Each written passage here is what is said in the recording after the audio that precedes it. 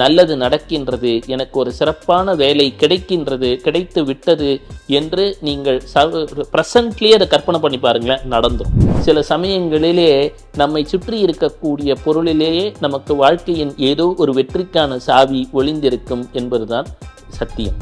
நாராயணனின் வடிவமான ஐயா வைகுந்தரின் இந்த மந்திரத்தை அனுதினமும் சொல்லி வாருங்கள். வாழ்க்கையில் வெற்றி மேல் வெற்றிதான். ஐயா சிவ சிவா சிவ சிவா. குழந்தைகள் நமக்கு பிரியந்தான். இருந்தாலும் ஒரு வண்டி வாகனம் வாங்கி தரும் பொழுது அவர்களுக்கு சில அறிவுரைகளை சொல்ல வேண்டும்.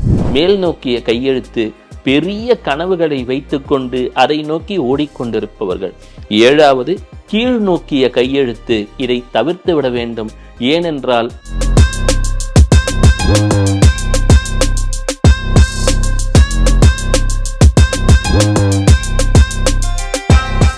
வெள்ளைக்கொம்பன் விநாயகனது பேரொருட்கருணையினாலே வாழ்க்கையில் ஒரு நல்ல வேலை வேணும் அல்லது அரசியலில் ஒரு முன்னேற்றம் என்றெல்லாம் உங்களுக்கு கற்பனை இருக்கலாம். அது போன்ற கற்பனை இருப்பவர்கள் உங்கள் டேபிள்லேயோ சேர்லேயோ ஒரு பென் ஸ்டாண்டு, அந்த பென் ஸ்டாண்டில் 2 பேனா. நான் இது வெள்ளை நிற பேனாவாக இருந்தால் இன்னும் சிறப்பாக இருக்கும். இந்த மேலே பகுதி வெள்ளை நிறத்திலோ இல்லாட்டி ஒரு லைட் கோல்டன் கலர் எல்லோ கலரில் இருந்தால். ஆனால் 2 பேனா வச்சுக்கோங்க. வச்சுக்கிட்டு ஒரு 5 நிமிஷம் அங்கே சேரில் நிம்மதியாக உட்காந்து உங்களுக்கு நீங்கள் நினைத்த வேலையோ அல்லது ஒரு அரசியலில் ஒரு பதவியோ எதுவாக இருந்தாலும் ஒரு 2 நிமிஷம் அப்படியே கண்ணை மூடி கற்பனை செய்கிறீங்க. அது வந்துடுச்சு, நான் இப்போ நல்லா இருக்கேன், எனக்கு நல்ல சம்பளம் வருது, அரசியலிலே ஒரு அங்கீகாரம் கிடைத்து விட்டது அப்படின்னு. நடக்குமா அப்படின்னு அச்சப்படக்கூடாது. எப்பொழுதுமே மேனிஃபெஸ்டேஷன் என்று சொல்லக்கூடியது நிகழ்காலத்திலே நிகழ்வது. எதிர்காலத்தையோ அல்லது உங்கள் முன்பு நடந்த நிகழ்வுகளையோ மனதிலே ஏற்றிக்கொள்ளாதீர்கள். நல்லது நடக்கின்றது, எனக்கு ஒரு சிறப்பான வேலை கிடைக்கின்றது, கிடைத்து விட்டது என்று நீங்கள் ப்ரெசன்ட்லேயே அதை கற்பனை பண்ணி பாருங்களேன், நடந்தாலே. பலருக்கும் ஒரு சந்தேகம், கையிலே அடிக்கடி ஒரு கிளி பொம்மை வைத்திருக்கிறாரே, காரணம் என்ன என்று. என்னுடைய நட்சத்திரம் கிருத்திகை. கிருத்திகை உத்திரம் உத்திராடம் என்று சொன்னால் 2ஆம் நட்சத்திரமான சந்திரனின் நட்சத்திரம் பெரும் யோகத்தை தரும் என்று சொல்லக்கூடியது. திருவோண நட்சத்திரத்தை பிரதிபலிப்பவர் ஸ்ரீ சுகபிரம்ம மகரிஷி. ஐயா, நான் விசாக நட்சத்திரத்தில் பிறந்திருக்கேன், எனக்கு பூரட்டாதி அல்லது புனர்பூசம், நான் எதை வச்சுக்கலாம்? ஒரு சிறிய தாமரை போன்ற ஒரு வடிவத்தையோ ஒரு மகாலட்சுமியின் வடிவத்தையோ வைத்து கொண்டு பாருங்களேன், பெரும் வெற்றியை தந்துவிடும். சில சமயங்களிலே நம்மை சுற்றி இருக்கக்கூடிய பொருளிலேயே நமக்கு வாழ்க்கையின் ஏதோ ஒரு வெற்றிக்கான சாவி ஒளிந்திருக்கும் என்பதுதான் சத்தியம். நம் நாள் நன்றாக இருக்க வேண்டும், நவகிரகங்களும் நமக்கு அனுகிரகம் செய்ய வேண்டும் என்றெல்லாம் ஆசை இருப்பவர்கள் காலை கண் விழிக்கிறீர்கள். விழித்ததுமே ஓ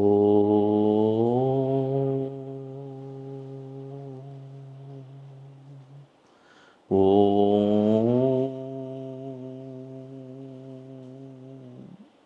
ஓ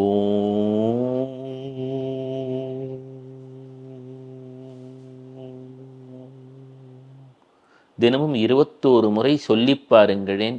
உலகம் உங்களை சுற்ற துவங்கும், செல்வம் வற்றாமல் பெருகத் துவங்கும், சகல தோஷங்களும் நிவர்த்தியாகும். ஏதேதோ பரிகாரம் செய்து விட்டேன், எங்கெங்கோ சென்று விட்டேன், பார்க்காத ஜோதிடர் இல்லை, கேட்காத பரிகாரங்கள் இல்லை, துவண்டு விட்டேன் ஐயா, வீட்டிலே ஏதோ ஒரு நிம்மதியின்மை, எங்களுக்கு விடிவு காலம் பிறக்காதா என்று யோசிப்பவர்களுக்கு ஐயா வைகுந்தர் அருளிய அற்புத திருமந்திரம். ஆமாம், நாராயணனின் வடிவமான ஐயா வைகுந்தரின் இந்த மந்திரத்தை அனுதினமும் சொல்லி வாருங்கள். வாழ்க்கையில் வெற்றி மேல் வெற்றிதான். ஐயா சிவ சிவா சிவ சிவா அரகரா அரகரா. ஐயா சிவ சிவா சிவ சிவா அரகரா அரகரா. ஐயா சிவ சிவா சிவ சிவா அரகரா அரகரா. உங்கள் அற்புத நேரம் துவங்கிவிட்டது. இனி வாழ்வில் எல்லாம் நலமே. கையெழுத்தின் வகைகள். உங்கள் கையெழுத்து உங்கள் தலையெழுத்தை பிரதிபலிக்கும். பெரிய எழுத்துக்களுடைய கையெழுத்து முதல் வகை. ஆமாம், ஆம்பிஷியஸ் என்று சொல்லுவோமோ அதை போல அதிகமான ஒரு ஆசை, வாழ்க்கையில் வெற்றி பெற வேண்டும் என்ற வாழ்க்கை வேட்கை. இரண்டாவது கையெழுத்து சிறிய எழுத்துக்களுடைய கையெழுத்து. ஏதோ ஒரு வகையில் ஸ்ட்ரெஸ்டாக இருக்கிறீர்கள், இலக்கை அடைய முடியுமா என்ற மனதிலே ஒரு சஞ்சலம் இருந்து கொண்டிருக்கிறது. மூன்றாம் வகை கையெழுத்து, கையெழுத்திட்ட பின் கீழே ஒரு பெரிய கோட்டை இழுப்பது. எதிரிகளை சம்பாதித்தாலும் அதை துவம்சம் செய்வதையும் நான் எனக்கு எப்படி என தெரியும் என்று சொல்லக்கூடிய ஒரு மனோபாவம் என்பார்கள். கையெழுத்திட்டு கீழே 2 புள்ளிகள் வைப்பது தனக்குள் நம்மால் நம் இலக்கை அடைய முடியுமா என்ற ஒரு தயக்கத்தை குறிக்கும் என்பதையும் சொல்லுவார்கள். மற்றொரு கையெழுத்து, கையெழுத்திட்ட பின் கீழே ஒரு கோட்டை இழுப்பது, ஆனால் அது நாம் எழுதிய எழுத்துக்களின் மேலே செல்லுவது. அவ்வாறு இருந்தால் தானே தனக்கு தடையாக சிலவற்றை எண்ணிக்கொள்வது. மற்றொன்று புரியாத ஒரு கையெழுத்து. புரியாத கையெழுத்துக்கள் இடுபவர்களுக்கு ஏதோ ஒரு சந்தேக மனோபக்குவம் இருக்கும் என்பார்கள். உதாரணமாக, ஒரு அலுவலகத்திலே HR என்று சொல்லுபவர்கள் கையெழுத்தை எல்லாம் பாருங்கள், ஏதோ ஒரு வகையிலே ஒரு கிறுக்கலை போலத்தான் இருக்கும்.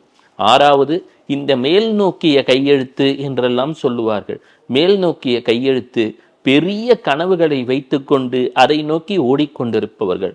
ஏழாவது, கீழ் நோக்கிய கையெழுத்து. இதை தவிர்த்து விட வேண்டும், ஏனென்றால் அச்சம் சில சமயம் தடுமாற வைக்கும் என்றும் ஒரு கருத்து உண்டு.